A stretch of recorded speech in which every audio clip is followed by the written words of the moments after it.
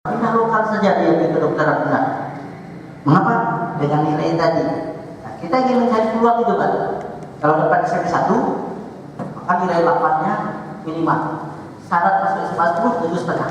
Sebodoh-bodoh anak saya pasti bisa masuk SMA 10 kan. SMA 10 kan istri saya gurunya. Kalau dia melalui tes, tentu orang dalam tak pakai tas. Ya, artinya kita ingin ada dapat kesempatan yang lebih baik. Sebab kalau dia dapat SMA 10, dia bisa memilih perguruan tingginya nanti. Sebab nilainya itu minimal nanti kalau anak yang belajar 9. Sebab 8,5 itu standar minimalnya. Mungkin ini yang perlu kita pikirkan dalam pemberian nilai, mohon maaf ya. Tetapi tentunya nilai bukan diberi begitu saja, tapi perlu dipertimbangkan.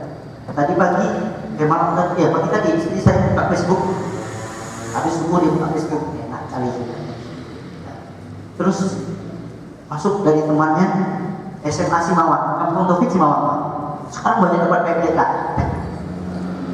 Kedokteran banyak sekali. 47 atau berapa itu ya? Banyak sekali dapat PPK-nya.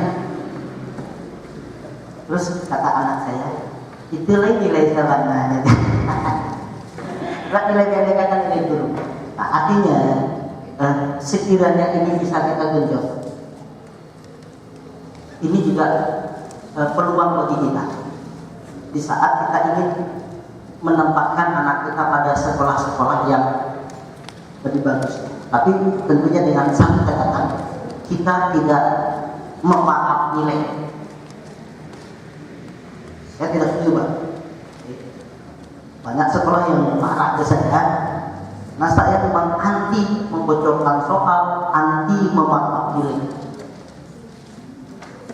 Ya, teman-teman, jadi kalau rasanya sakit telingo di topik, itu aja tahu kepala sekolah yayasan, tahu itu aja di topik lain. Dulu juga saya ngomong gitu. Ini buah pendidikan. Jadi yang hilang di kita itu nilai karakter itu. Nah, izinkan saya menyampaikan ini. Ini pesan, kalau tidak saya sampaikan, katanya saya juga salah. Ini adalah refleksi dan tindakan.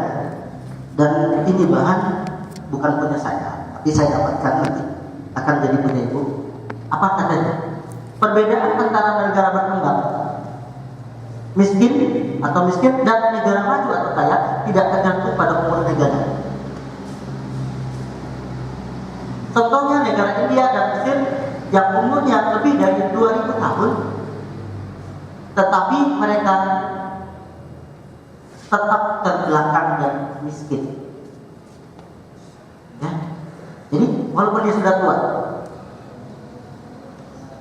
Berikutnya, di sisi lain Singapura, Kanada, Australia, dan New Zealand, negara yang umurnya kurang dari 150 tahun dalam membangun, saat ini mereka adalah bahagian negara maju di dunia dan penduduknya tidak lagi miskin. Berikut, ketersediaan sumber daya alam dari suatu negara juga tidak menjamin negara itu menjadi kaya atau miskin. Contoh Indonesia. Itu di Papua, di bawahnya itu uranium. Kita ingin nomor satu besok mampu memperjuangkan ini. Dan kalau ini mampu diperjuangkan, setiap nyawa yang ada di Indonesia berhak mendapat santunan 20 juta per bulan. Setiap nyawa yang ada, kalau itu benar. Nah, tetapi hari ini tidak. Jadi tidak ditentukan oleh itu. Sekarang Jepang mempunyai area yang sangat terbatas, daratannya 80% berupa pegunungan dan tidak cukup untuk meningkatkan pertanian dan peternakan. Setiap suatu Jepang itu gampang. Tetapi saat ini Jepang menjadi negara raksasa ekonomi nomor 2 di dunia.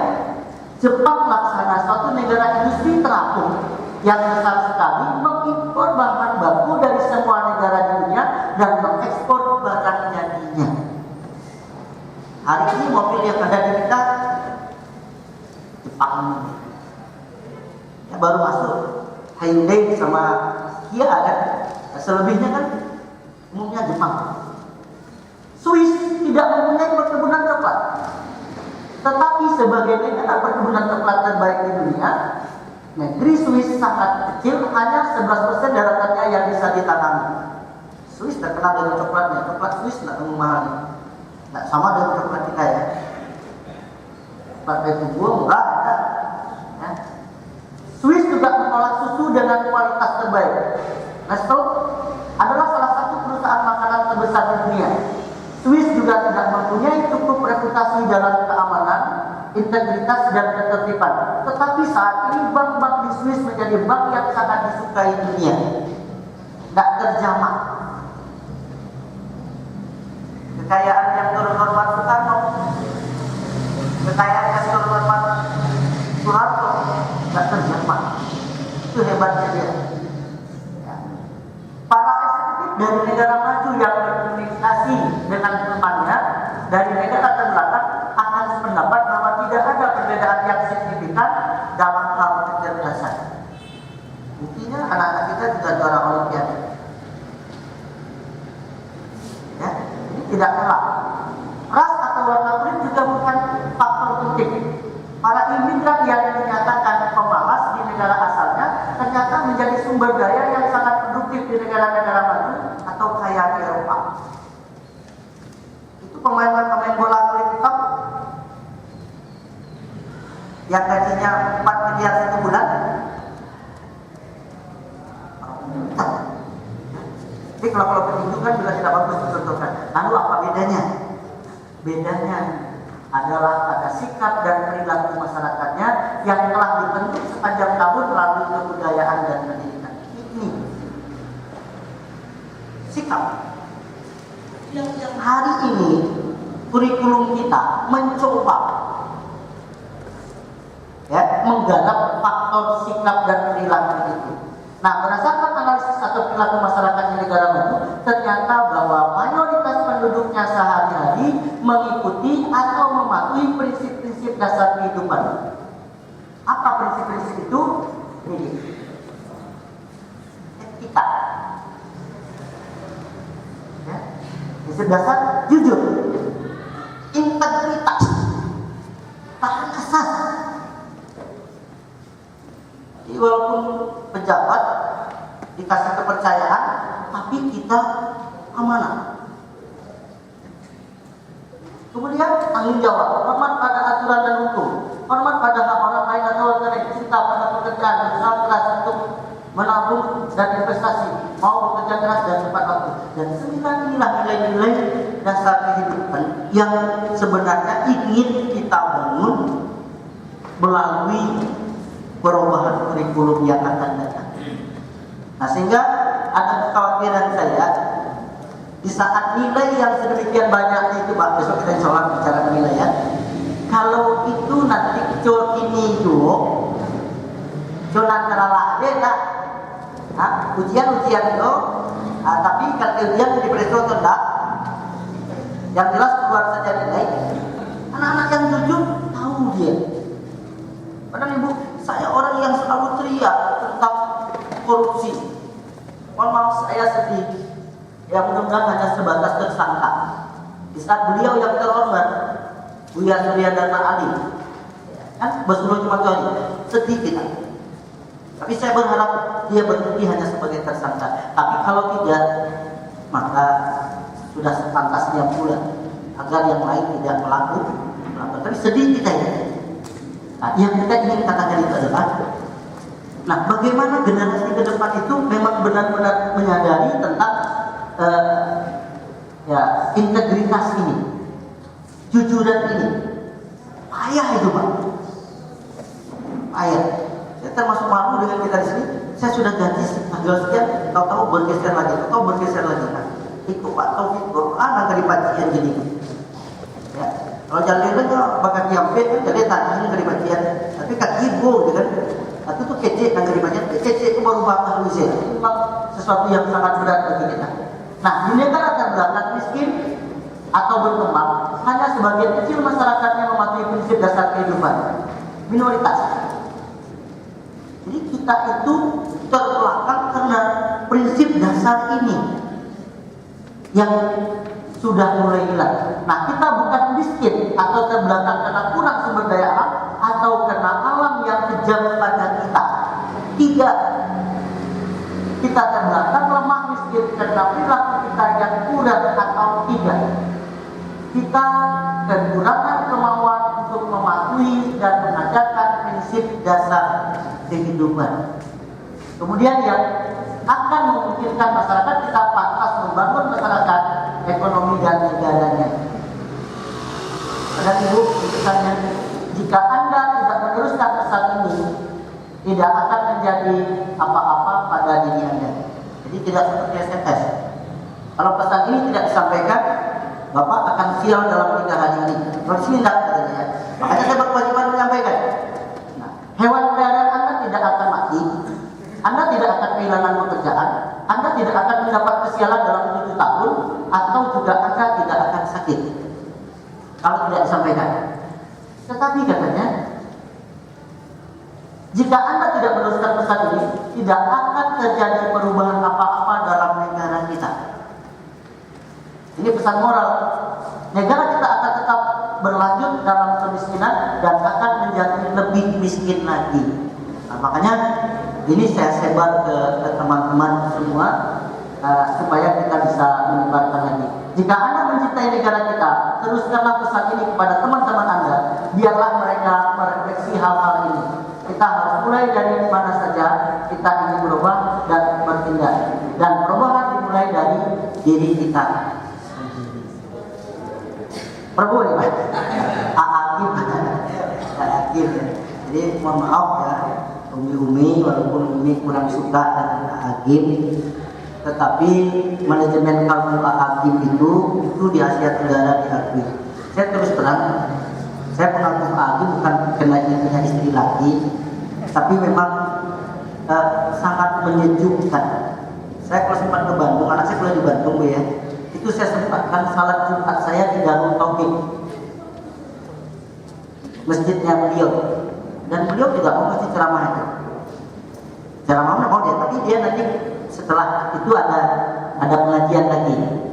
Nah, yang saya kerjakan dengan beliau cuma salaman, sekali bersalam dengan beliau itu tangannya lembut. Paling kalau sempat agak setengah jam saja mendengar pengajian beliau, rasanya dan banyak mahasiswa yang berubah. Cuman saya sedikit saja preset ya, sedikit saja preset tadi saya rasa biasa saja karena dia juga bukan nabi.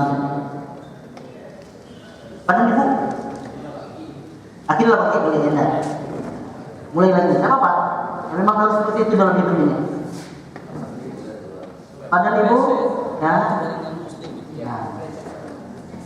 Orang Islam yang ini kan orientalis.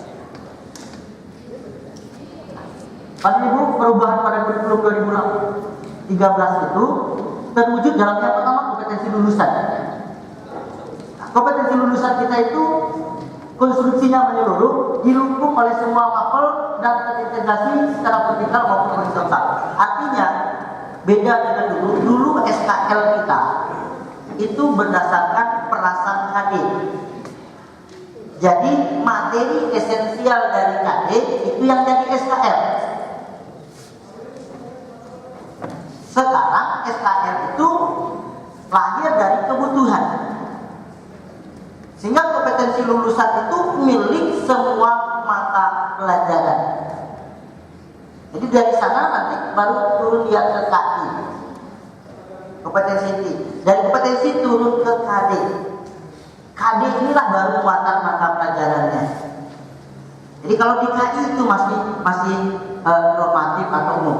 Nah, dari segi materi dikembangkan berbasiskan kompetensi sehingga memenuhi aspek kesesuaian dan kecukupan,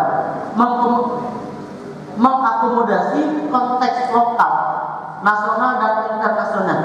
Padahal Bu yang menginfokan kemarin soal matematika ya. Iya, matematika itu soalnya soal IMS. Ini ya. Cuman sayangnya soal itu belum sempat diajarkan, tetapi muncul di soal ujian. Nah, sehingga guru-guru yang tidak setuju kami saja tidak dapat menyelesaikan apalagi Anda. Jadi artinya sebenarnya nuansa UN kemarin itu sudah masuk nuansa perubahan pada kurikulum 2013 ya. Nah, tetapi saya rasa untuk mengejutkan para pendidik dan anak-anak kita, saya rasa itu tidak jadi masalah. Dan segi proses berorientasi pada karakteristik kompetensi. Di sini ada sikap, apa saja di sikap itu menerima, menjalankan, menghargai, menghayati dan mengamalkan. Ini tatarannya sikap. Kalau keterampilan mengamati, menanya, mencoba, menalar, menyajikan dan mencipta. Sementara untuk pengetahuannya adalah taksonomi belum, mengetahui, memahami, menerapkan, menganalisis, mengevaluasi dan mencipta. Dan inilah yang diakomodasi oleh saintifik. Jadi pendekatan pada kurikulum 2013 itu pendekatan teh botol menurut saya. Maksudnya apa? Apapun makanannya, minumannya teh botol. Ya. Nah, sehingga apapun mata pelajarannya, pendekatannya saintifik. Nah, mohon maaf bagi teman-teman saya dari MIPA, terutama MIPA, itu saintifik bukan hal baru. Sebab saintifik itu dia identik dengan kerja ilmiah, yang mana diawali dengan mengamati. Dari anak mengamati diminta dia untuk bertanya. Nah, ini mungkin sesuatu yang hilang dalam pendidikan kita. Selama ini mohon maaf, yang bertanya hanya guru. Sehingga gurunya lah yang hebat. Ya, sebab yang hebat itu sebenarnya adalah orang yang bertanya. Padahal ibu, mohon maaf, saya sempat kepikiran dulu di saat baru-baru kuliah ingin punya pustaka. Sampai hari ini saya sudah buat pustaka tapi belum ada isinya. Kenapa? Karena sulitnya kita mendapatkan bahan dari pustaka. Sulit sekali mendapatkannya. Antrian, terus mencari katalog itu juga sudah pada burem. Terus dapat minjamnya terbatas, terlambat mengembalikan kena denda lagi. Terpikir oleh saya, kapan kita punya pustaka? Tetapi pemikiran ini rupanya diwujudkan oleh ahlinya. Sehingga hari ini anak-anak SMA, anak SMP sudah punya pustaka di dalam sakunya masing-masing. Tuh punya di rumah di sana. Biar kita ingat. Ini pustaka ini. Ini pustaka. Nah, kira-kira ada nggak orang mau membuat ini kalau tidak diawali dengan pertanyaan? Kapan kita punya pustaka pribadi? Saya jadi WI itu mulai aktif tahun 2000, tapi bekerja sejak 99, aktif punya SK saya. Sampai 2004, waktu awal-awal di sini dulu masih pakai transparan saya. Tulisan saya jelek loh, Umi, jelek tulisan saya. Perlu penerjemah, karena cita-citanya dulu jadi dokter. Jadi ayah maunya jadi dokter, mak maunya jadi guru. Tetapi yang menang mak, akhirnya saya jadi guru. Setelah saya pikir-pikir, benar juga. Sebab kata Ustaz, nama itu adalah doa. Nama saya Taufik. Taufik itu petunjuk. Dokter tidak akan memberikan petunjuk. Yang memberikan petunjuk hanya guru dan Ustaz. Saya tinggikan tingkatnya dikit. Nah, karena udah lama saya jadi Widya Iswara. Jadi ibu bapak, nah kira-kira yang hebat itu adalah yang bertanya. Nah, saya berpikir kapan saya tidak membuat transparan lagi. Tulisan jelek sudah diketik pak, di copy.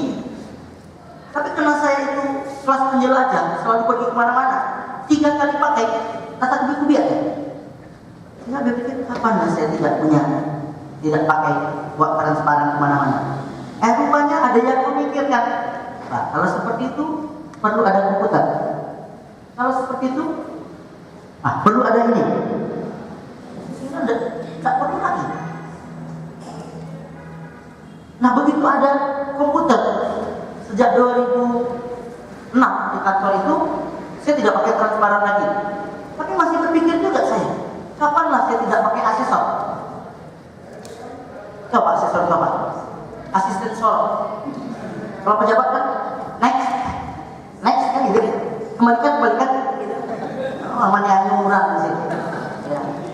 Anyuran siapa? Kok gaji tidak kalau begitu kan? Nah, rupanya yang seperti itu didengarkan oleh ahli. Jadi yang hebat itu bukan yang membuat, tapi yang hebat itu adalah yang mempertanyakan. Teman-teman saya yang masih kuliah, kita lambat wisuda.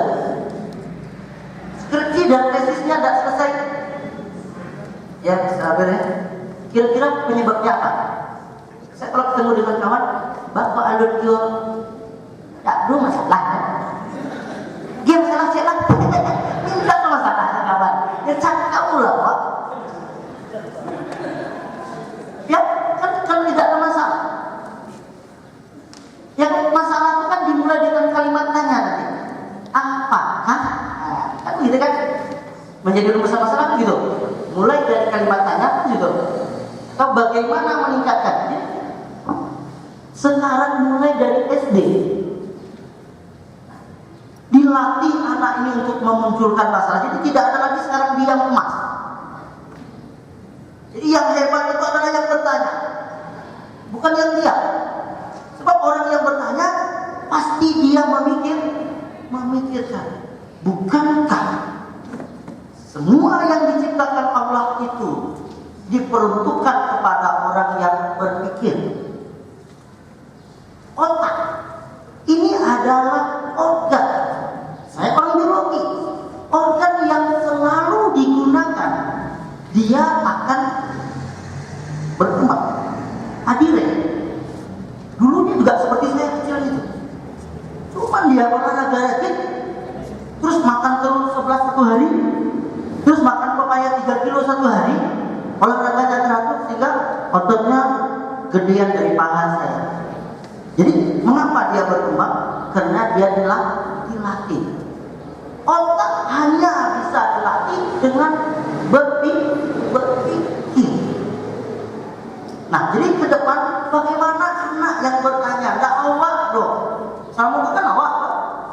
Saya yang bertanya, itu pendahulu gitu. Panik saya apa?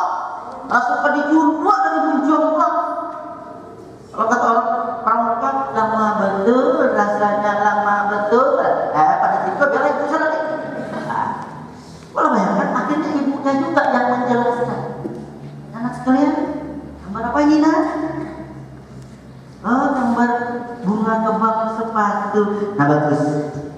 Nah, sekarang kira-kira apa yang tampak oleh kamu dari bagian-bagiannya? Tak ada yang mau menjawab. Nah, pada akhirnya ya guru saja. Nah, kalau kita perhatikan anak-anak, nah ini ada telopa, ini ada apa-apa, ini ada putih, ini ada benang sari. Kita yang menjelaskan. Menurut Umi, pantas nggak kalau ujian anak yang menjelaskan? Nah, ketika maja, buat namanya dengan cok ini kok. Tahu-tahu Pak, sudah tahu, kaluan karakter lain. Sebutkanlah apa perbedaan kurikulum 2013 dengan kurikulum sebelumnya.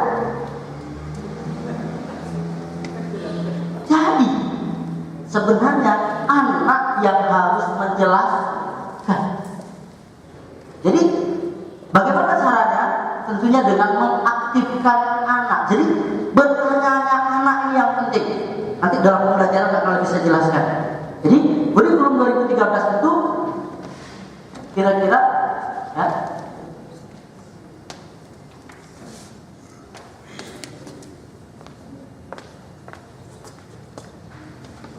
ini ya, ini lebih nanti pada saintifiknya. Jadi saintifik, pendekatan saintifik. Setelah menanya, anak diminta melakukan.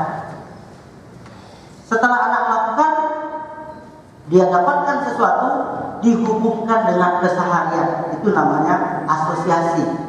Itu namanya analisis. Setelah itu baru mengkomunikasikan. Tahapan ini yang harus dari anak. Dan mungkin diskusi kita besok lebih dalam lagi bagaimana cara agar anak mau bertanya. Jadi kalau anak bertanya, jadi tidak dapat apa-apa. Saya ingat sekali waktu saya kuliah S2, itu salah satu profesor itu di saat kami mendengar saja, tadi buka 15 menit, silakan kalau ada yang mau bertanya. Tidak ada yang mau bertanya. Mau bilang pas takut, udah tidak ada yang bertanya, udah kita tutup saja. Minggu depan kita lanjutkan. Artinya apa? Dia itu baru bisa keluar apa yang ada di pikiran itu di saat dirangsang dengan pertanyaan, termasuk siswa-siswa kita. Pada Ibu, ini mengutamakan discovery, planning, dan project based learning. Jadi begini, pendekatannya saintifik, tetapi pendekatan ini itu kan umum. Doa sapu jagat, Rabbana Atina. Nah, lebih spesifiknya kita bisa menggunakan model-model pembelajaran. Model-model pembelajaran itu ada 164. Tetapi yang dipopulerkan di kurikulum kita ini adalah discovery. Discovery itu penemuan. Ya. Yang kedua itu adalah project based learning. Pembelajaran berbasiskan proyek. Jadi anak melakukan sesuatu, tetapi yang dia lakukan tidak selesai dalam 2 kali 40 menit, 2 kali 45 menit, tapi itu berlanjut. Yang proyek, mulai dari perencanaan, pelaksanaan, dan pelaporan. Hebatnya anak-anak kita sekarang, mulai dari SMP pada ibu apapun mata pelajarannya, tapi tetap pada keterampilannya nanti ditutup dengan menyusun laporan. Yang di SMA yang sudah mulai, siapa teman-teman yang sudah SMP, ibu sudah mulai ya di SMP ya. Itu di akhirnya itu selalu ditutup dengan menyusun laporan. Nah, mohon maaf, di SMA 10 itu tidak semua anaknya hebat sebenarnya ya. Rata-rata anak yang masuk dari online untuk Kota Padang itu nggak hebat. Kalau Kota Padang itu UN-nya agak banyak masalahnya, ya. Tetapi yang saya katakan adalah belum 1 tahun itu anak-anak sudah mampu dan hebat membuat laporan. Padahal kekurangan kita akan termasuk saya. Taufik kan udah kemana-mana menatap. Kan pengalamannya sudah cukup banyak juga. Karena sejak tahun 99. Tetapi coba tanya ke saya, Pak Taufik, kira-kira ada tak laporan Bapak yang bisa kami pedomani? Kalau cerita, aku di Astia, aku di Kairoma. Semuanya, tapi di saat diminta laporannya. Nah, jadi sekarang mulai dari SD, itu pada akhir kegiatannya di SD itu sekali sebulan anak harus membuat laporan proyeknya. Nah, kira-kira seperti itu. Itu proyek. Kemudian ada lagi yang disebut dengan problem based. Apa bedanya? Problem based itu adalah pembelajaran berbasiskan masalah. Kemarin terjadi asap. Kabut asap kan? Pas waktu itu pelajaran di SMP tentang polusi. Maka kita jadikan masalah aktual itu sebagai sumber belajar kita. Itu yang problem based. Discovery, penemuan juga berbasiskan masalah. Cuma masalahnya kalau di discovery itu masalah yang kita ciptakan. Ya, misalnya tsunami kan tidak sedang terjadi itu. Nah, tapi kan kita kilas balik anak. Nah, itu bukan PBI lagi, pembelajaran berbasiskan masalah, tetapi itu sudah discovery. Jadi dia tetap masalah, tetapi masalahnya adalah tidak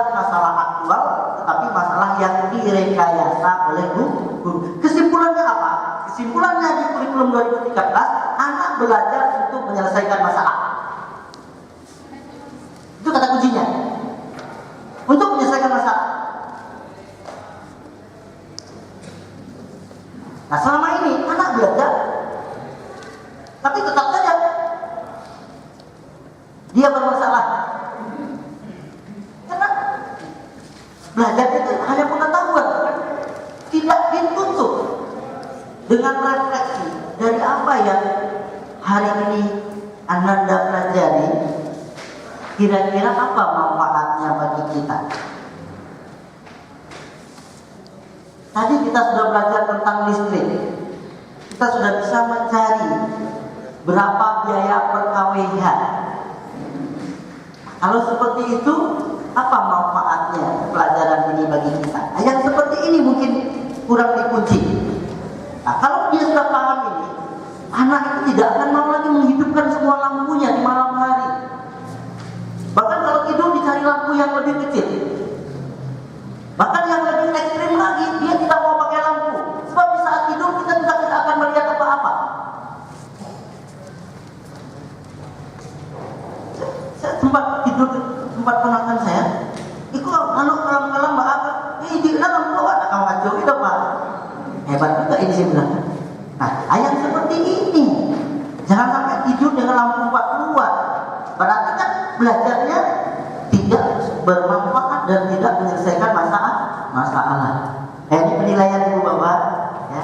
Ini penilaiannya berbasis tes, non tes, ya. Kemudian nilai proses output, ya, dengan menggunakan authentic assessment. Authentic assessment itu adalah penilaian sesungguhnya yang dilakukan secara berkesinambungan, terus menerus, sehingga tes itu juga autentik. Jadi autentik itu lebih kepada keasliannya, sehingga nilai rekayasa itu sudah tidak boleh lagi. Lebih dari itu saya ingin ingatkan di awal, sebelum kita menyelenggarakan didik, jangan pernah lupa setiap selesai UHA analisis.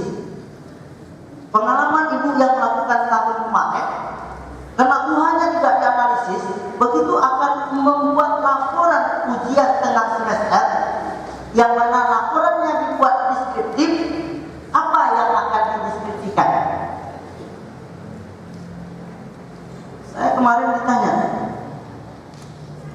oleh salah satu guru SD, Pak, kami di daerah Pak cara kami menjalin penilaian muka orang tua. Sementara orang tua lah biasa penilaian kok. Saya bilang, panggil orang tuanya, kasih pengertian. Bagaimana cara memberi pengertian? Caranya begini sih. Kalau kan SD itu, SD nilainya deskriptif. Ibu Bapak, selama ini kita sudah terbiasa dengan nilai 70, 80, 90, dan 100. Pertanyaan saya, kira-kira tahu nggak Bapak beda kemampuan yang sudah dimiliki anak Bapak di saat dia mendapatkan nilai 70 atau 90? Jawabannya pasti tidak. Nah, dengan rapor sekarang, Bapak bisa lihat, Ananda sudah mampu membaca, mendengar, dan berbicara. Namun perlu bimbingan dalam menulis. Mana meracak ke nilai 90? Jadi kalau mau mengajak orang, ya harus kita sampaikan yang bagusnya. Di saat dia mengatakan bagus yang sekarang, maka keberterimaannya